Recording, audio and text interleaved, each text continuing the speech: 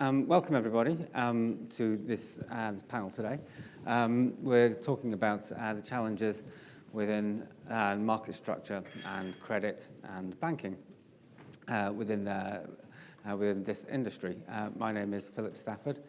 I'm a journalist at the Financial Times. I write about market structure. I also look at the crypto world and where it interacts with the institutional market. And we have four panelists with us who will hopefully provide plenty of insights onto where the challenges lie. We're going to go for about 40 minutes, of which our panelists will be able to speak for about 30. If you have any questions, stick your hand up, and I'm sure we'll ask some. If there aren't any, well, I'll find some more others to think of. But very quickly, just to introduce the panel. Right at the far end, there's no particular order. There's Townsend from CoinShares, and then we have Ioana from BPI in France, and Sofie, who's come from the University of Cambridge, and Ioana, who's from Citi. Right. So what I want to really ask the panel here, you probably caught the end of the last session, talked about some of the issues about where we're almost, as you know, it's a really, people see it as a very sweet spot, almost ready for everything to be uncoiled. But I'm kind of interested in why things are no more different this time now than they were, say, a year ago. What, in your opinion, start with you, Ioana, seeing you're closest to me. What is the thing that needs to be unlocked? What's the crucial issue in your eyes? Where we unlock a wall of investor money, and this becomes a much more of a bigger world than where we currently see. Yeah, just to clarify on the question, so you're talking about institutional money Yeah. coming in, or the regulatory angle? No, well, either. Is it what's that key that needs to be issue that needs to be unlocked? Is it regulatory? Is it institutional? So yeah, there are many angles to this, and I second some of the opinions that were expressed earlier in terms of what is holding back institutional money or global financial institutions from the traditional market. What is holding them back from this space? And the first thing that I would allude to is fragmented compliance and a fragmented regulatory and compliance framework. First of all, Global, also within, for instance, within the European Union, we have more progressive/regressive countries. So there is a fragmentation there, of course, globally as well, but also within kind of smaller ecosystems. Also, lack of security, lack of liquidity in the market, and lack of maturity of the market. And to these, I would add, because these were already expressed before, to this I would add the fact that we're, suddenly talking about an asset class that is emerging from the retail world up into the investor, up into the institutional. We're talking about an ecosystem that is being built by the ground up, sometimes by extremely smart computer geeks. But we all of a sudden have, institutional investors need to deal with programmable assets. There was a relatively low barrier to entry. Yeah. Some of the people made a lot of money, when the crypto boom originated, and then they ended up building product and financial instruments. And all of a sudden, here we have that market. And it's kind of different from what happens normally, which is you have new asset classes emerging in the institutional world and then cascading down. So these are, some of the issues that institutional investors find themselves, find complicated in terms of like fully entering the market, and of course client demand, which I think is the most important issue. Townsend, how do you see this regulatory fragmentation? Do you agree that there isn't a joined up thinking here? There's never is that too much of a pie in the sky? Will we ever get it? You'll never get it. I mean, I spent 20 years in financial services, first 5 as a securities lawyer, and even back in 2001, there was talk about kind of regulatory convergence between Europe, the European Union, and the SEC. That's been a discussion that's been going on for 2 decades. I don't think, that's in traditional financial services. I don't think you're going to even come close to that in crypto. I think what you can get is more stability. That is each regulatory kind of authority beginning to come out with a system that itself is not fragmented. And in the US, I think the SEC is slowly but surely kind of exerting its authority, explaining the ground rules, and that touches all of the areas of digital assets, whether tokenization. So you get the question of, we think how he applies, whether it's kind of the, whether you're a money service provider, FinCEN come out, look, if you're offering stable coins, from our perspective, it's a payment service, you are going to need to be regulated if you're acting in the United States. You're going to start to get kind of this exertion of regulatory authority in the United States. And I think you're going to see the same thing in Europe. I mean, ESMA recently, the most recent consultation is quite extensive in terms of touching every single aspect and asking questions of how, if, when should we regulate each of these aspects of the digital asset DLT space. Do you think that are you fairly comfortable with the regulatory environment? We say on the previous panel, the suggestion actually that maybe we're at a good point, which kind of sort of raised eyebrows to me at least. I thought, well, actually the SEC is not allowing a Bitcoin ETF. The UK's FCA has severe concerns about the quality of the market. Questions from regulators. I think in a lot of ways, the way this market started, the way the asset grew, kind of coming from a more retail-oriented, non-regulated, let's say, kind of niche to kind of crossing over into the regulated space, this has left a lot of questions for the regulatory authorities. You add that to technological innovation and the complexity of what we're talking about, a lot of them are still very much behind the curve from where the industry probably is. And Sofie, I mean, do you go along with the idea that actually there are still questions out to be answered about the quality of the market, potential market manipulation?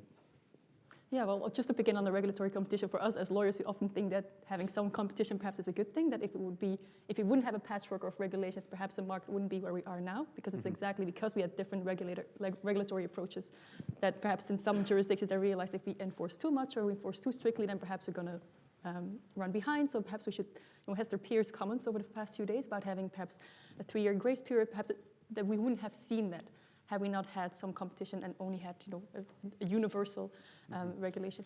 I think some of the legal issues that we've seen before may have dwindled or may have decreased. The idea that regulators have no clue what's going on. If you look at the number of training days that go into training EU officials or other people, that's no longer the biggest issue. The idea of legal uncertainty is also perhaps in 95% of the cases, at least as a lawyer, I often think as long as you can explain me the application, which we know 95% of the time exactly which laws apply. How they can be enforced is a different thing. But the main issues I see now is one of taxonomy. Which words are we using? Even if you look at ESMA and the EBA, using a slightly different definition of what is a crypto asset, virtual currency. So taxonomy is a big problem to fill up the regulatory gaps. Another question that we having to start addressing is not only do we know which laws apply, we have the existing laws, but should those laws apply? If you look at securities laws, yes, we want to protect investors. Obviously, that's an important mandate for securities regulators. But should we apply the existing laws as we know them? If we think about protecting retail investors, yes, but also if we do what the SEC has done, enforcing too strictly, then perhaps do we take away some investment opportunities that retail investors or institutional investors may want? Yeah, I want to comment on that because I think on both of on what you both said. So I think we're in a different phase from a policymaking and regulatory perspective.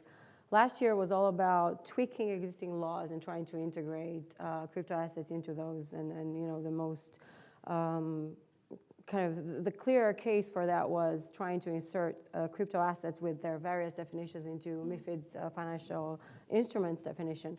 I think the realization is that we've passed that, and we're entering a new phase where you need to create new laws to integrate these programmable assets, to integrate this new asset class. And this is what the European Commission is planning on doing, and this is the reason why they launched the consultation. I expect some new piece of legislation or some new format in terms of guidance to come out as a result of that, Q3, Q4 this year.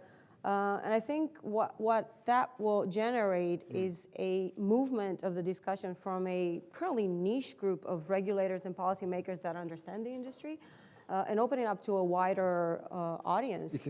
And that can be a good and a bad thing. You think this is what to get back to the big theme of is this really what's needed to unlock that that's... Probably, but I'll give you a concrete example. So if the European Commission proposes a new piece of legislation, then the European Parliament and the European Council are both going to be, both these entities are going to be brought in, to negotiate and to conclude that law, right? So all of a sudden you open up the discussion to a group of people that maybe have never heard of crypto or have heard of it in a distorted fashion. And like I said, the discussion, this is where the crypto community and the crypto industry should step in and educate and Right. provide a lot of clarity in terms of what they're trying to achieve, what they're trying to build, how much of a analogy with the current financial system exists, if they're trying to build something that's completely different or an upgraded version, etc. But we all know how quickly the European Commission, Parliament, everyone works. We're kind of looking at 3 years minimum. Correct. So that the gap between the regulatory environment and the business environment is always going to be there. I mean,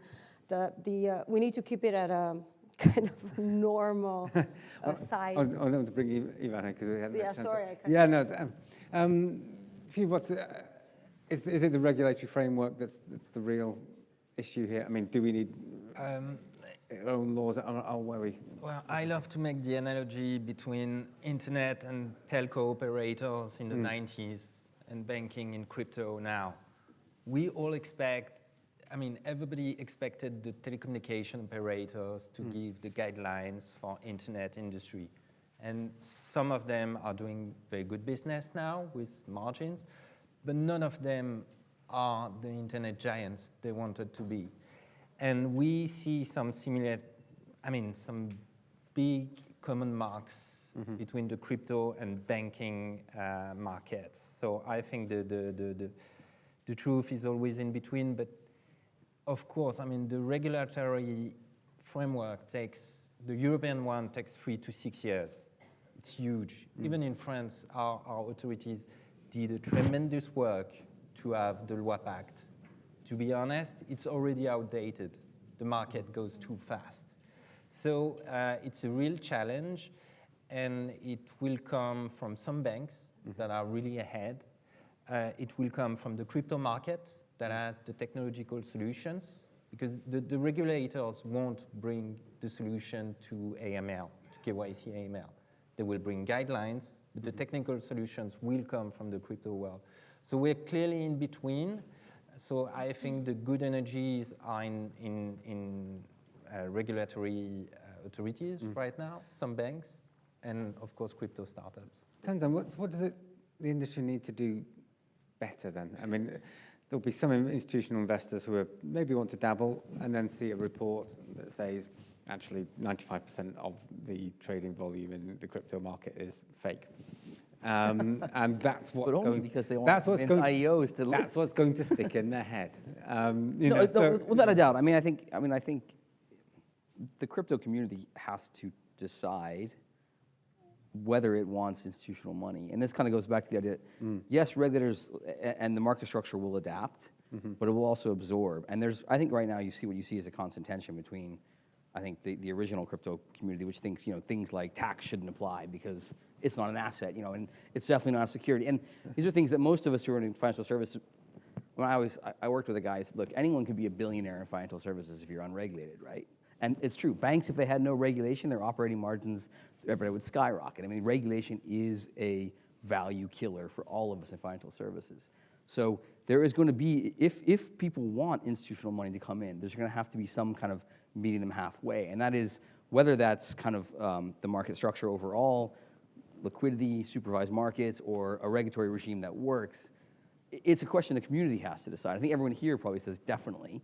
I wonder if you asked the bulk of people who are trading on Bitfinex, BIMEX, or the other non-regulated exchanges, do you care? They'd probably say, well, if it's, perhaps if it'll drive the price up, but not really. And so it's kind of a tension, I think, in the community right now. People, I come from a very insto background and very much want to drive institutional adoption.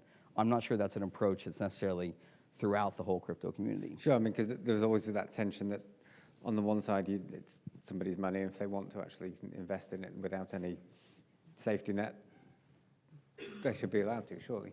On the other hand, there is to go to the other end of the pendulum. Well, that's fine, but it'll never become nothing more than much of a Wild West market. That's correct. That's my view personally. Yes. And Sofie, Is it that investment wall of money that people talk about? I mean, are there issues in terms of also of in banking safety and credit that you come across? Of course, all these all these issues exist, and what I've seen a little bit in, well, first of all, there are many issues that we've talked about before that I think, from an academic perspective, we think we've settled those issues, like questions about settlement, finality, and all these things that seem to be big questions that for us as lawyers are not necessarily once you implement them, that we can figure out how relatively easily how to comply with some of these questions. Same for contract law and smart contract questions. One of these big questions that we thought were big questions there was a lot of uncertainty about how it would apply. But if you look at it from a purely legal perspective, it's relatively straightforward. As I said, 95% of the cases which laws apply and how you apply them.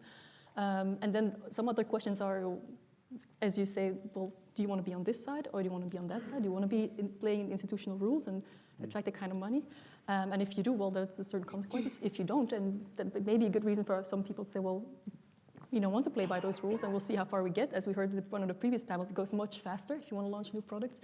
And then perhaps if you're lucky, you're in a jurisdiction or in most jurisdictions, or you're fly under the radar, you can develop product that then push the rest to follow, and somehow the rules may follow. We had big questions about, are assets even property? And I think for most people in the audience and myself, the answer seemed to be like, duh, obviously they have to be property. And somehow now we realized after years of discussions that in this country, obviously, and many other places, yes, it has to be a property with all the knock-on effects for banking or investment or bankruptcy proceedings, etc.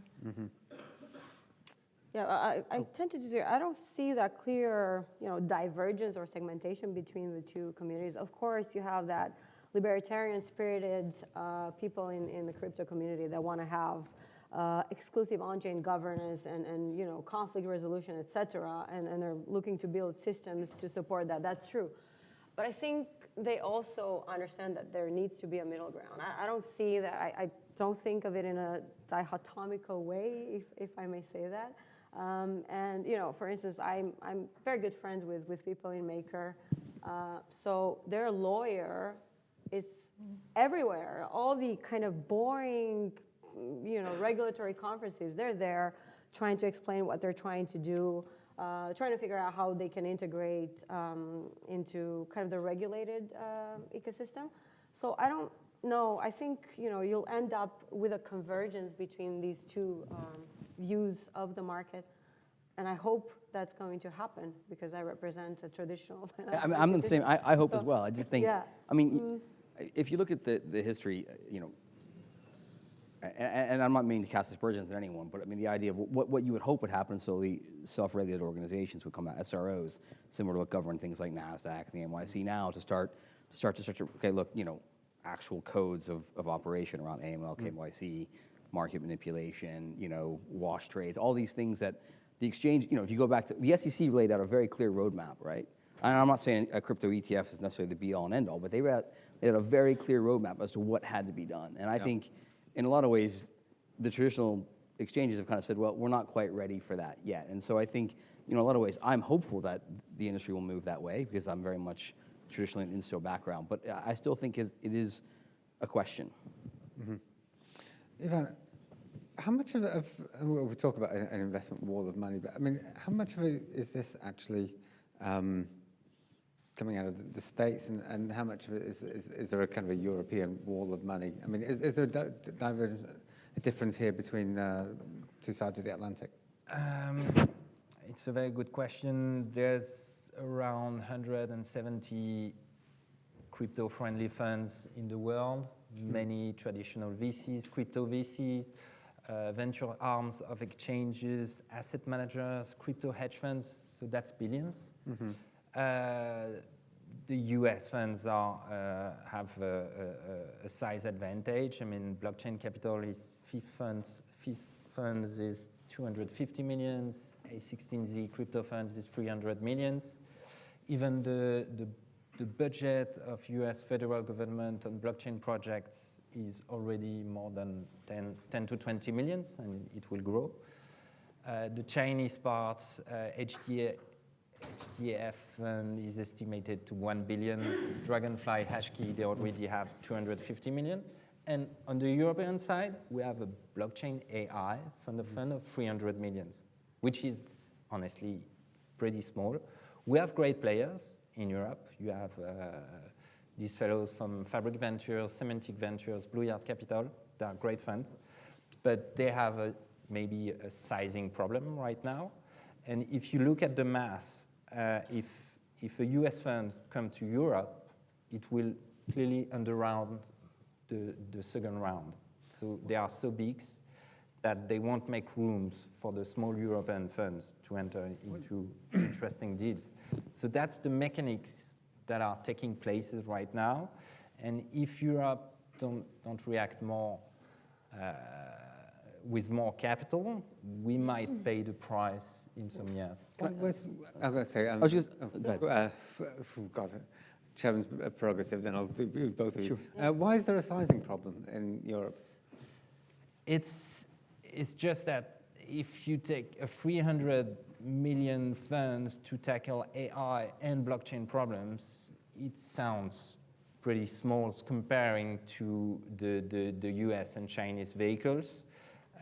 Of course, the underlying asset size is quite small. But Yeah. That's, I know please. you said Yeah, Ioana first, no, and then go Ioana ahead, first. Well, I was just going to say, I think it's, I mean, to some extent also when we talk about the wall of money, I think it's worth differentiating the type of VC funds. They're already in, they recognize, I mean, look, they recognize the value creation going on. I think in a lot of ways, and also the regulators, I think there's a big movement, I'd say this, in the regulatory community, blockchain, not Bitcoin, the idea that the technology is great, but the digital asset itself. And I think the wall of money that has been discussed now is more around the digital asset, whether it's Bitcoin or the other tokens. And I think, in a lot of ways, what we need to start seeing is and what we're working on also at CoinShares is starting to develop a clear roadmap of what actually constitutes institutional adoption, and the metrics that actually constitute. So if you go back to the traditional gold kind of investment case, where is where I kind of started my financial products career, doing gold ETPs. I mean, there was a lot of demand, but the roadmap for gold adoption really as an investment thing came as the first ETPs were set up, and then there became a lot more clarity, and then people like the World Gold Council did a lot of great job in terms of describing what the OTC market was like, and you had a lot of kind of the market professionalized very clearly. Then clearly the LBMA fixing price was reformed, and so we need those kind of roadmaps in the traditional digital assets, so the currency side of the business. And as you hit each one of those kind of metrics, I think you'll start to see real money perk up and say, okay, that's interesting. That's something I can hang my hat on. That's something I can take back to my RFP committee, my risk committee, my new business committee, and say, look, this is happening. This is showing adoption. We need to start taking this into consideration as to how we invest for the long term in this asset. Ioana said, Yeah.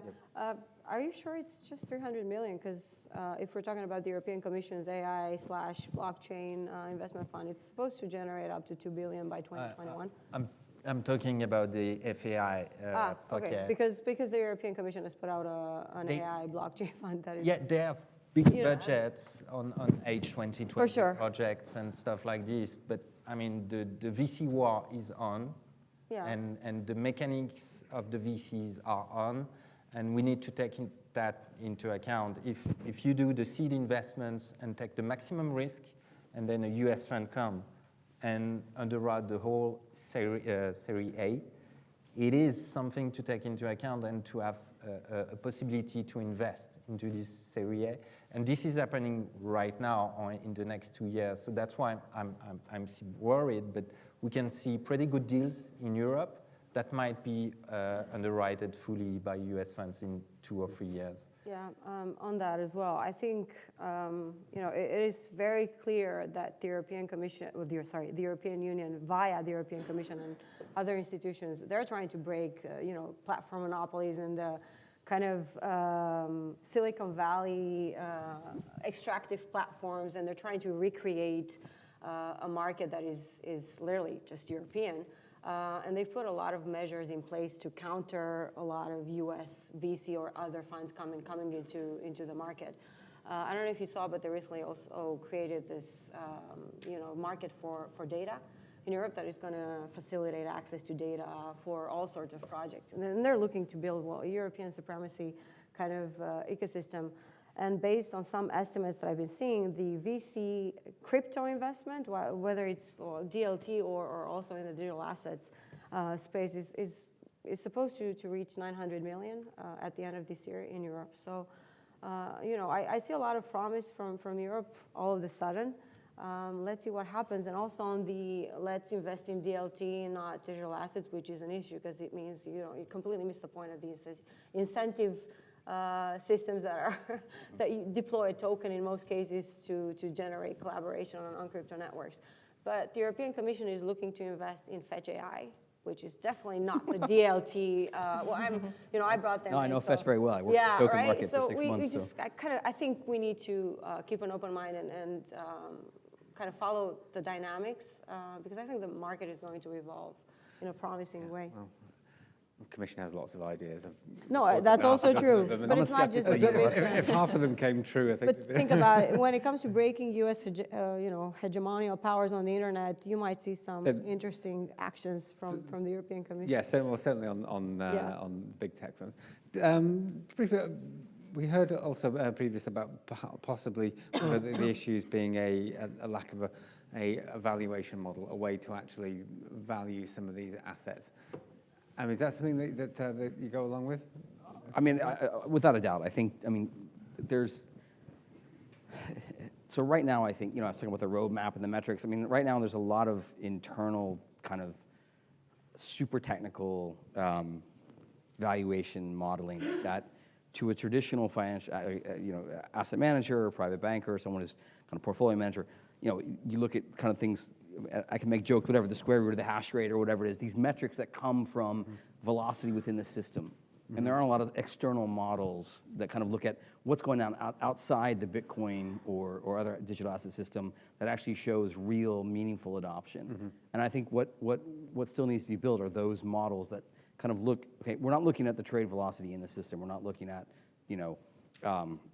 any metric that is dependent on the actual, Bitcoin blockchain. We're looking at what other people outside the system are thinking, and we're setting up valuation models based on that. And there's a lack of that right now. Correct. We could say that FCA says it's very easy. There's no underlying values. I object to that very strongly. I think that's incorrect, but I can, I think it's not a regulated place to say that, but I understand where they're coming from. Yes. And Sofie, one thing we know from the institutional market, the normal world, is what sort of role credit plays in just facilitating everyday trading and investment, and therefore the size of someone's balance sheet that may be to help facilitate that. If that is the case, and you're going to start importing some of these crypto assets more wholesale into the existing system, do you need to work out a framework by which one can? When people trade, they will actually may have to hold bank capital, in reserve against crypto asset, against ordinary assets. Would you have to do that with crypto assets as well? And how do you draw the line there? And where do you think where the line should be drawn? Well, we should probably some of the DeFi companies that may or may not be here already have a lot of collateral and even over collateralized, so they may give us some answers as to how they do it and why they do it. As a lawyer, we said this in previous panels as well, there are very clear guidelines, very specific guidelines about when you are supposed to treat an asset one way or another.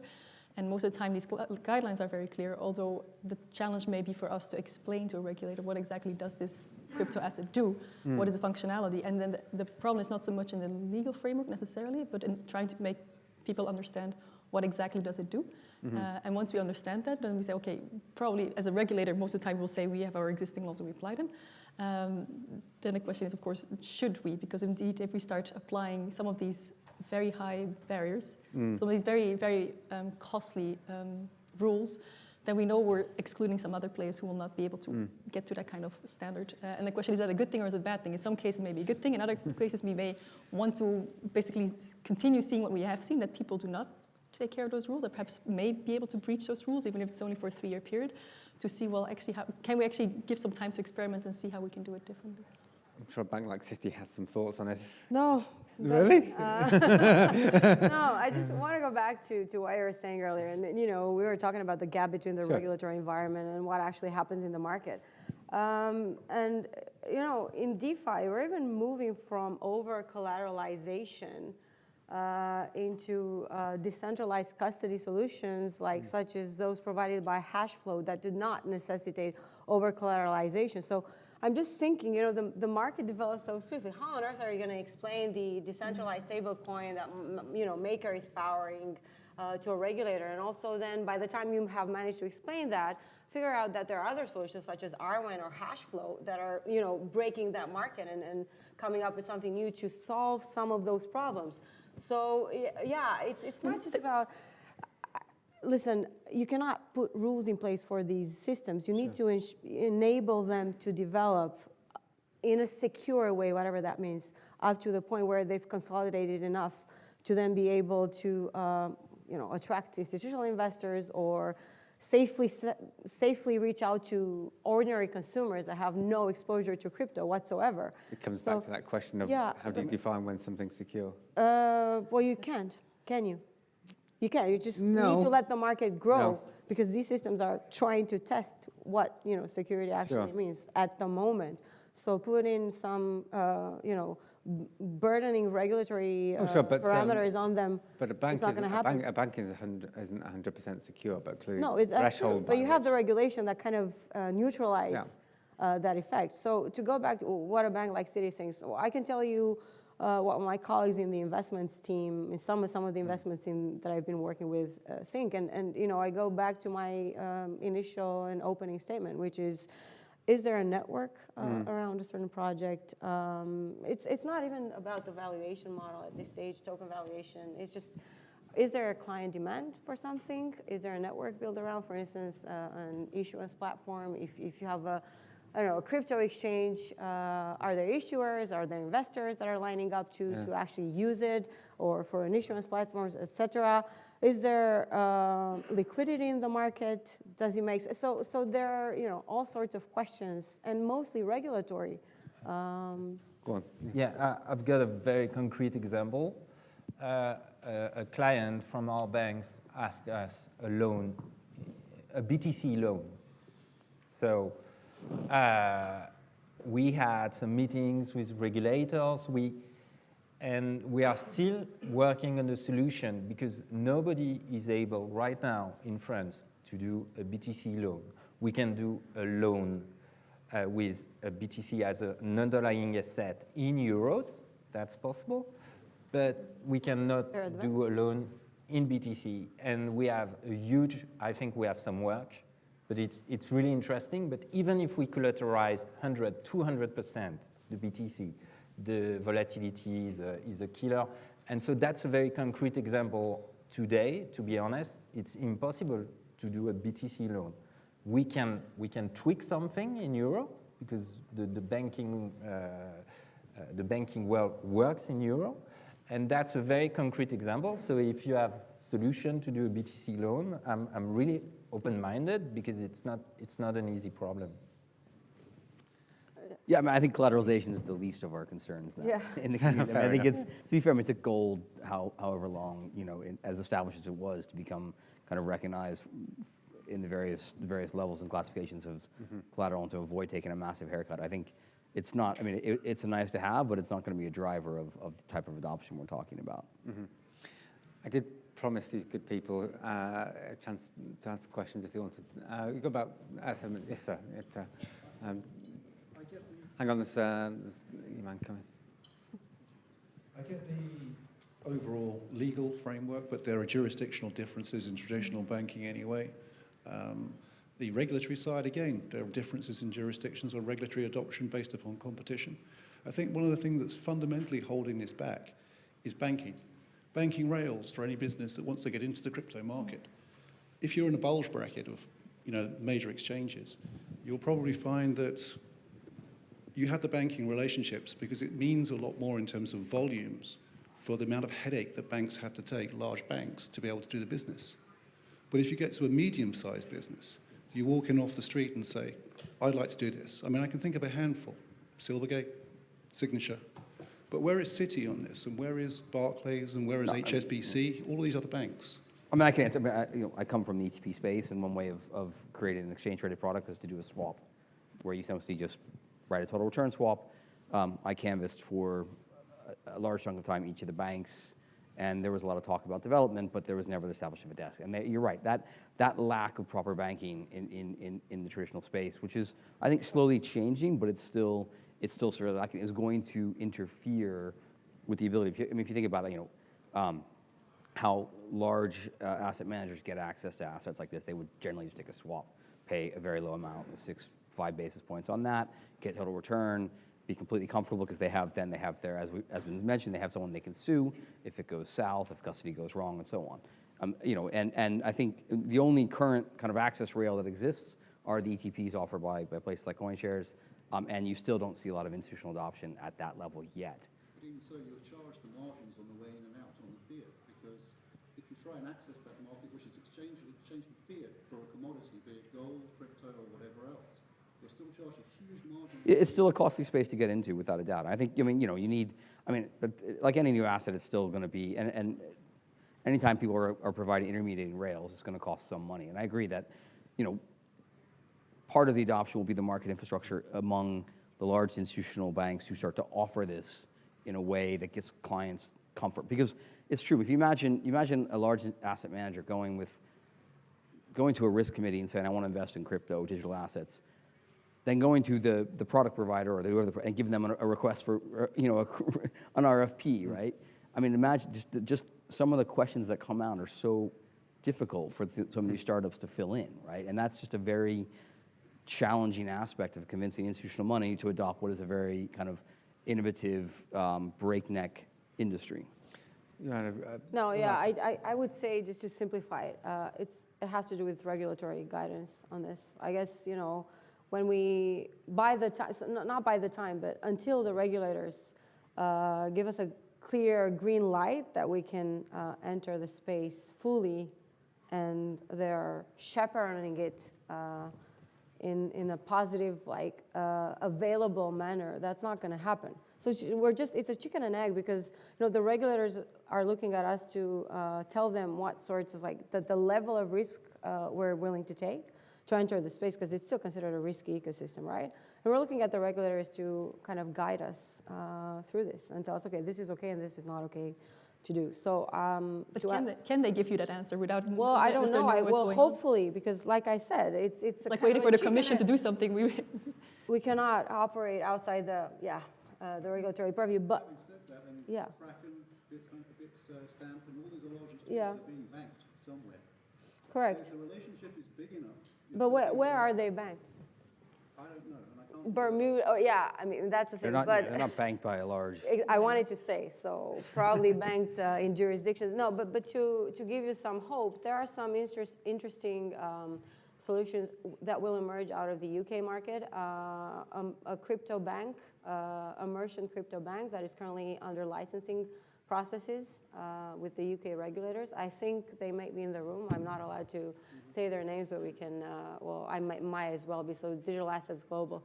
And once that happens, and now that we have Brexit, let's see how progressive the UK regulators are going to be. It is well known because it was in the FT this morning. Yeah, so, okay, I didn't even know about that. I know them for a long time. So. Any other question? One more, time for one more. Anyone wants?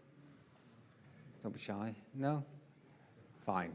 Okay, then I think I will probably leave it here rather than introduce another subject.